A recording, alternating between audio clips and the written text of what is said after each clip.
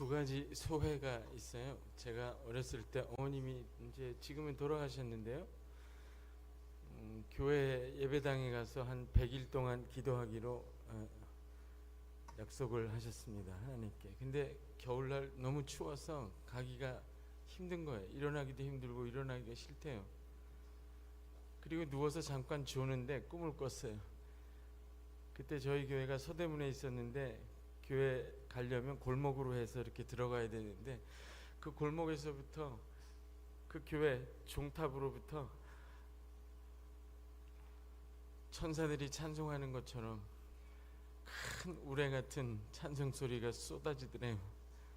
그래서 그 소리를 듣고 벌떡 일어나서 추운 겨울에 옷 입고 다시 예배당으로 가서 기도하셨다. 내가 그런 꿈을 다 꿨다. 그 예배당 끝에서부터 천사들이 찬송하는 소리가 쏟아지더라. 제가 여기 앉아서 여러분 시편 찬송할 때 딱 그 느낌을 받았어요. 저와 여러분이 도달하게 될 천성, 하나님의 도성, 거기서 울려 퍼지는 찬송가 소리가 지금 여러분의 이 길을 함께 가는 성도들의 목소리를 통해 이 순례의 길에서 믿음을 가지고 인내하며 하나님께 부르는 이 찬송 소리 속에 있어요. 그게 여러분이 도달하는 천성에서 들려오는 찬송 소리예요. 여러분이 듣고 있는 찬송 소리가. 아멘. 여러분의 찬송은 그대로 기도고 신앙 고백이고 예배입니다. 그리고 그 천성에서 들리는 여러분을 부르는 천사들의 찬송 소리예요. 매주일 확인하고 다시 분연히 일어나서 함께 그 길을 끝까지 가시기를 주의 이름으로 축복합니다. 또 하나 감동스러운 건 어딜 가나 보이는 아이들이었어요. 이쪽에 앉아 있으면 저 어린아이들 찬송 소리가 왼쪽 귀로 들려요.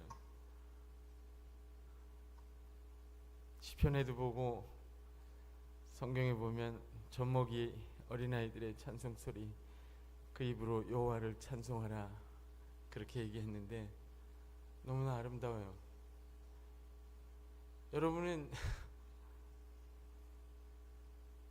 목사님 어디 가셨어요?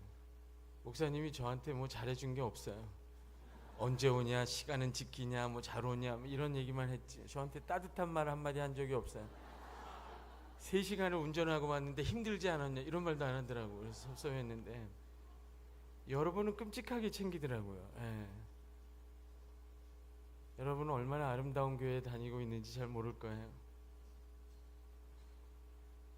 밥 먹으러 가도 어린아이들이 있고 청소년들이 있고 부모님들은 예배 때만이라도 아이들한테 좀 해방됐어, 나만 하나님의 말씀에 집중하고 싶다 그렇게 혹시 생각할지 몰라도 그건 잘못된 거예요. 이렇게 온 가족이 함께 하나님 앞에 예배드리는 게 느헤미야, 에스라가 율법을 낭독했을 때 언약 백성들이 하나님 앞에 나왔던 방식이고 예수님이 들에서 산에서 설교할 때 말씀 전할 때 하나님 나라 복음을 전할 때 사람들이 함께 그 말씀을 듣던 방식 그대로입니다. 어른 따로 모이고 청소년 따로 모이고 아이들 따로 모이는 것은 근대적 교육 방식이에요. 그것 때문에 교회가 망친 거예요. 그것 때문에 가정이 파괴된 거예요. 제가 어렸을 때 주일날 교회 가서 부모님 얼굴을 본 적이 없어요. 일주일 내내 부모님 얼굴을 본 적도 없고 교회에 가서도 아침에 따로 출발해서 저녁에 도착할 때까지 부모님 얼굴을 본 적이 없어요. 교회는 가정을 파괴한 거예요. 그게 교회 부흥의 원리라고 소개한 신학자들도 있어서 동질의 그룹을 모아야 빨리 팽창한다. 여러분 그건 교회가 아닙니다. 이게 교회예요. 아멘 안 하실 줄 알았어요. 이게 교회예요. 세상이 얼마나 아름답습니까? 이렇게 함께 아이들이 예배 드릴 때 설교 듣다가 자도 돼요. 아이들이 언어적으로만 신앙을 배우는 게 아닙니다. 우리 엄마 아빠가 하루 종일 얼마나 고생하는 줄 아는데 그 시간을 쪼개서 여기 와서 헌금하고 봉사하고 말씀 듣고 있다는 사실을 아이들은 피부로 알아요. 어른들의 어깨에 기대서 말로 할 수 없는 신앙의 뼈대를 세워갑니다. 신앙교육은 이렇게 되는 거예요. 제가 지금 설교 안 하고 뭐 하고 있는 거예요? 여러분을 칭송하고 있어요, 교회를.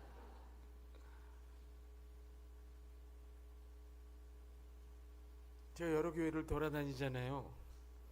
저는 이렇게 하기로 맘먹고 이게 내 목회라고 생각하고 돌아다니는 사람인데, 여러 교회를 보고 한국 교회가 다음 세대의 신앙을 어떻게 전수할 거냐 그렇게 많이 논의를 하고 연구를 하면 답이 하나예요. 기독교 교육학자들도 전부 똑같은 얘기를 합니다. 이게 답이에요, 여러분. 그냥 언약 백성이 온 세대 예배를 한 자리에서 드리는 거예요. 드릴 수 없이 커지면 교회를 나누면 돼요.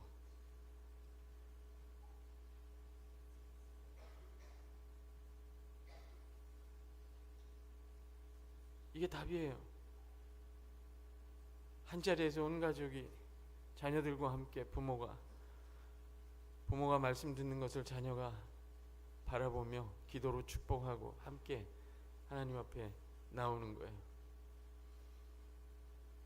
여러분이 한국교회의 미래입니다. 드디어 아멘 하시는군요. 이게 한국교회가 가야 될 길이에요.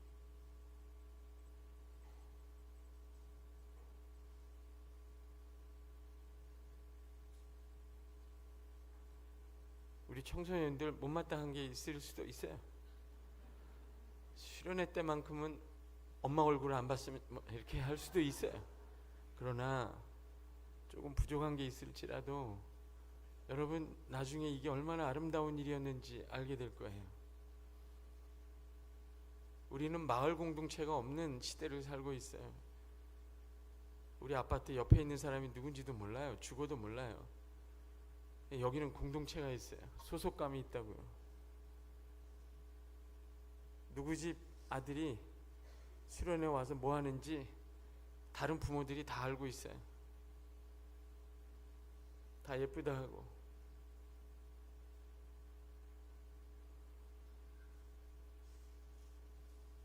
이런 생각을 하다가 내가 이런 말을 해서 우리 성도들을 참 격려해야 되겠다 이런 말을 하다가 얼핏 머릿속으로 스친 생각이 하나 있어요. 혹시 자녀가 있는데도 교회 잘 오지 않고 마음 아파하는 부모도 있을 수 있겠다.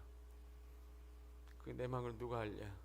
여러분 제가 교육을 20년 30년 해왔는데 전도사부터 교육은 인과율대로 원인 결과대로 나오지 않습니다. 저도 학생들을 많이 봅니다. 부모가 심지어 부엌에서 그걸 들고 서로 싸우는 집안에서도요, 정말 백합꽃같이 아름다운 신앙을 가진 아이가 나오고요, 부모가 아주 신실하게 교회 다니는데 너무 힘든 아이가 나오기도 해요. 하나님의 은혜입니다. 여러분이 잘 길러서가 아니에요. 전적으로 하나님의 은혜예요. 방심하지 마세요. 낙심하지도 마세요. 그러다가 잘 될 수도 있어요. 전부 여러분의 책임은 아니에요. 그러나 이게 최선이라 말입니다. 낙심하지 마세요. 자녀가 잘 되는 건 전적으로 하나님의 은혜예요. 이렇게 잘 크잖아요. 얘들이 언제 부모의 뒤통수를 칠지 모르는 거예요.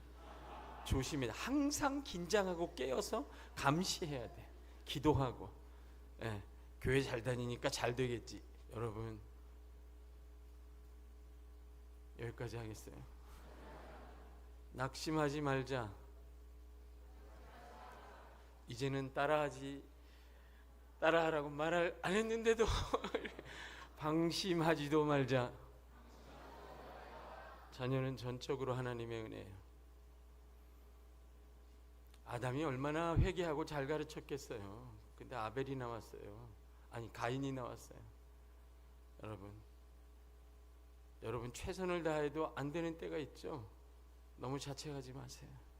기도하시고 기다리시고 하나님의 은혜를 기다리세요. 잘 되는 분들은 내 덕이라고 생각하지 말고 하나님의 은혜라고 생각하고 방심하지 말고 깨어 기도하세요.